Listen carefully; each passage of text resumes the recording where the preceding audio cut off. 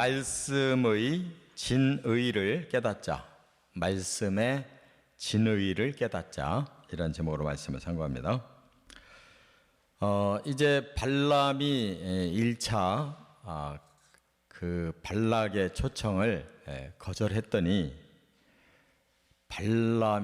발락이 더 적극적으로 이제 발람 복술가를 이제 초청하려고 더 많은 고관들을 보냈어요.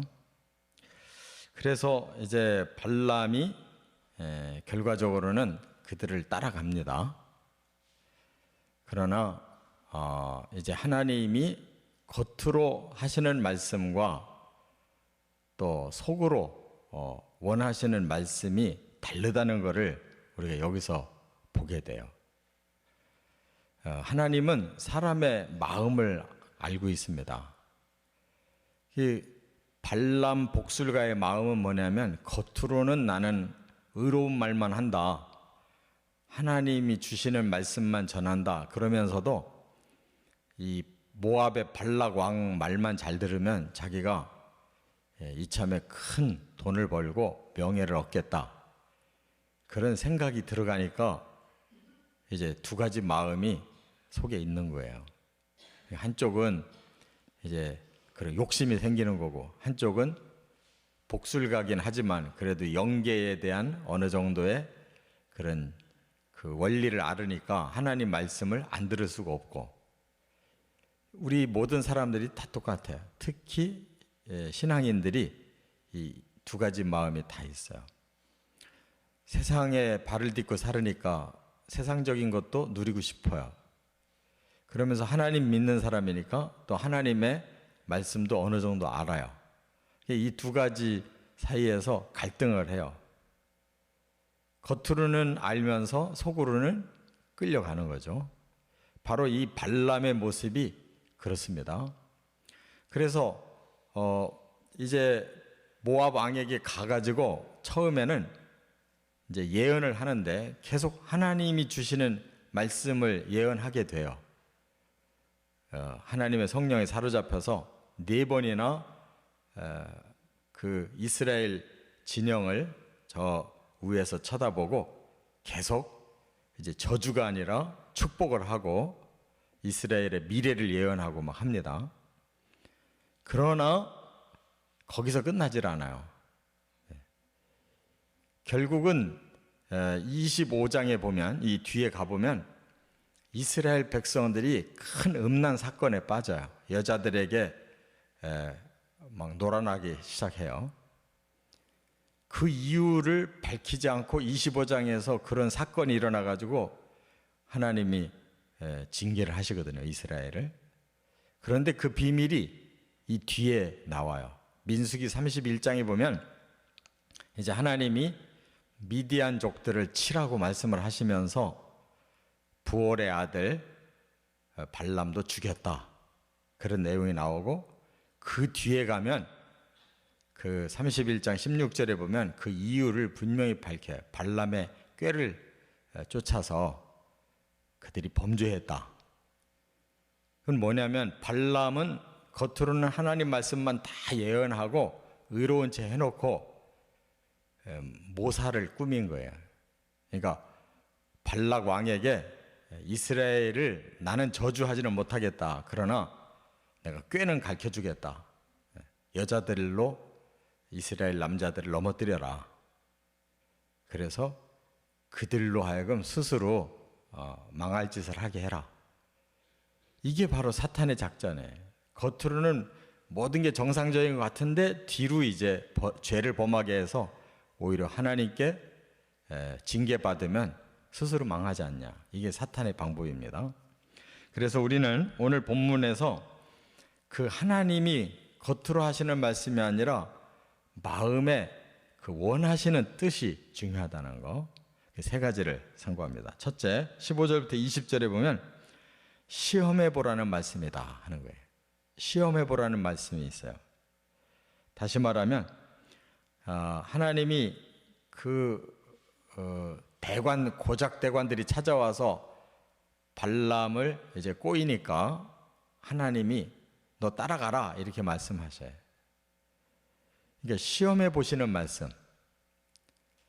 따라가라 그럴 때 정말 하나님 말씀대로 살고 싶은 사람이면 안 따라가죠. 저주해 달라고 하는 일을 따라가서 돈 받고 저주하면 그게 옳은 일이 아니잖아요. 남을 저주하라는데 돈 받고 저주하는 일이 옳지 않잖아요. 그런데 따라가라 그러니까 재빨리 따라가 버려요. 하나님이 시험해 본 겁니다. 이와 같이 우리 사람들은 자기가 원하는 말씀만 찾아요. 성경을 봐도 내가 성경 말씀을 깨닫고 내가 행동하겠다 그러면서 성경을 찾는데 자기가 원하는 말씀만 찾아요. 그래서 하나님이 이렇게 시키셨다. 이 가짜들이 보면 다 그렇게 말을 해요.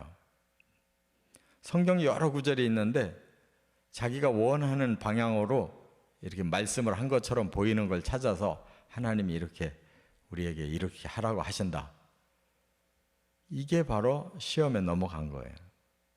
그래서 발람은 겉으로는 아닌 채 해도 속으로 그 탐욕에 대해서 빠져있기 때문에 하나님이 건드려 본 거예요. 가봐라. 그때 그냥 따라가 버려요. 두 번째, 여기 21절부터 34절까지 보면 회개하라는 말씀이에요. 회개하라는 말씀. 가고 있는데 여호와의 사자가 나타나가지고 그 길을 막아요. 근데 발람은 눈에 안 보여요. 자기가 타고 있는 나귀는 보는 거예요. 여호와 사자를 보고 자꾸 피해요. 그래서 계속 막아서니까 마지막 막다른 곳에서 막 피하려고 하다가 무릎을 꿇어요. 그때 이제 발람이 막 좁은 골목으로 들어가서 막 자기 그 다리가 막 벽에 닿아가지고 다치니까 화가 나가지고 그냥 나귀를 계속 때리는 거예요. 그때 나귀의 입이 열려요. 여호와의 사자가 입을 열었다 그랬어요. 그러니까 나귀가 내가 당신한테 이렇게 한 적이 한 번도 없었지 않냐. 그런데도 이렇게 나를 때리기만 하면 어떡하냐. 뭐 무슨 뜻인가를 알아들어야지 하고 거꾸로 책망을 받아요. 그랬더니 이제 발람이 여호와의 사자를 보고서 회개합니다. 내가 범죄했습니다. 이것도 진정한 범죄가 아니에요. 진정한 회개가 아니에요.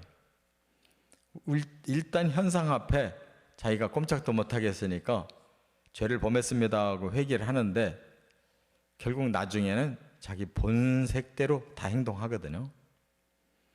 그래서 베드로 후서 2장 15절 16절에 보면 이 내용을 가지고 교훈을 했어요. 발람의 길은 불의의 싹을 사랑하다가 나귀로 하여금 미친 짓을 저지당했다. 그런 말씀이 있어요. 그러니까 우리가 회개한다고 뭐 입만 잘못했습니다가 아니에요. 회개는 행동의 변화를 해야 되는데 이 발람은 행동의 변화가 없습니다.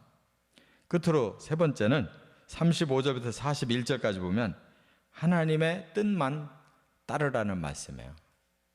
그래서 단단하게 주의를 줍니다. 너 발락 왕에게 가더라도 내가 네게 준 말만 전해라.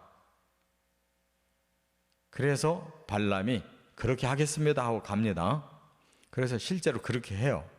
막 하나님이 성령으로 예언을 부어주시니까 저주가 아니라 막 축복을 하고 이스라엘의 미래에 대해서 막 예언을 해요. 계속.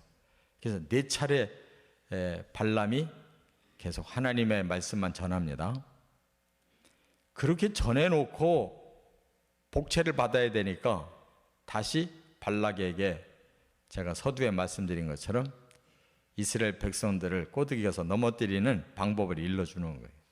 여자들을 붙여라. 그래서 여자들에게 놀아나서 이스라엘이 징계를 받아요. 그 바람에 민수기 31장에서 하나님이 부올의 아들 발람을 죽이셨다라고 결론을 맺는 겁니다. 그러니까 우리가 겉으로만 뭐 하나님 말씀대로 한다, 겉으로만 잘못했습니다. 그런다고 참 신앙생활이 아니에요. 말씀의 진의를 깨닫고 행동으로 순종해야 된다는 거, 저와 여러분의 삶에 깊이 새기시고 말씀대로 살아가시기를 주의 이름으로 축원합니다.